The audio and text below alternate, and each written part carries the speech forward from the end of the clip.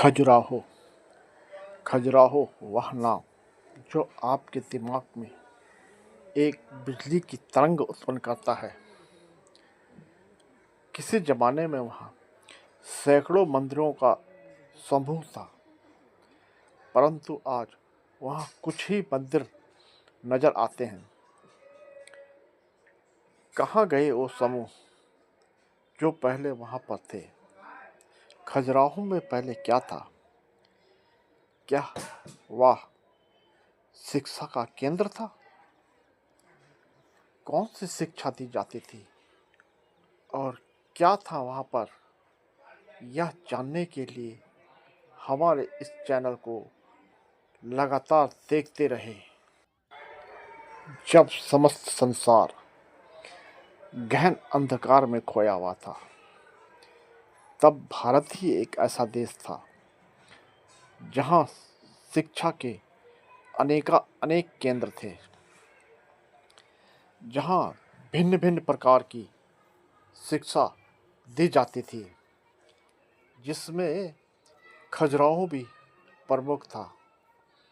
वहाँ पर आश्रम थे, छात्र रहते थे और उनको अनेक प्रकार की शिक्षाएं दी जाती थी, जिससे आगे चलकर वो देश का और समाज का विकास करे और समाज को उन्नति की तरफ ले जाए। खजुराहो में मतंग ऋषि का आश्रम था। कहते हैं मतंग ऋषि ने यहाँ पर घोर तपस्या की थी। यहीं पर मतंगेश्वर महादेव नाम से एक शिवलिंग है, जो निरंतर ऊपर और नीचे दोनों तरफ बढ़ रहा है। कहा जाता है कि जब यह शिवलिंग नीचे पाताल लोक तक पहुंच जाएगा, उस समय कलयुग का अंत हो जाएगा।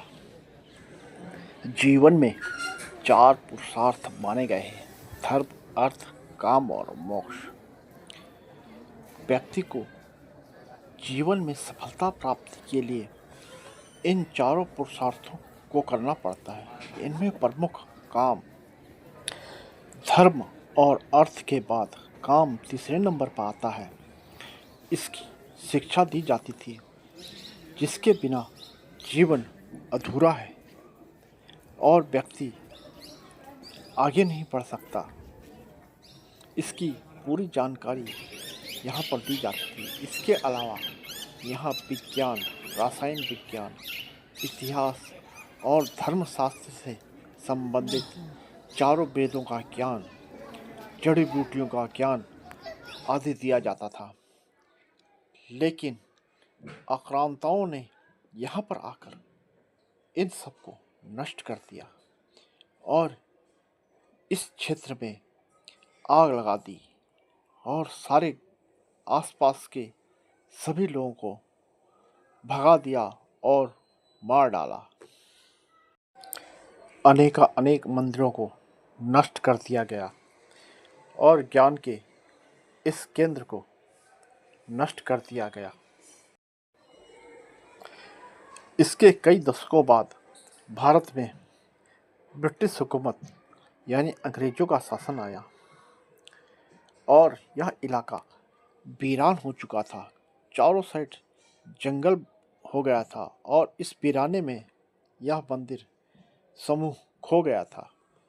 उसके बाद एक ब्रिटिश इतिहासकार ने इस मंदिर की खोज की और इसके इतिहास को खोजा, जिससे हमें पता चला कि यह भारत का एक प्रमुख केंद्र था, जहाँ सैकड़ों की संख्या में मंदिर थे, जिसे आक्रांताओं ने नष्ट किया।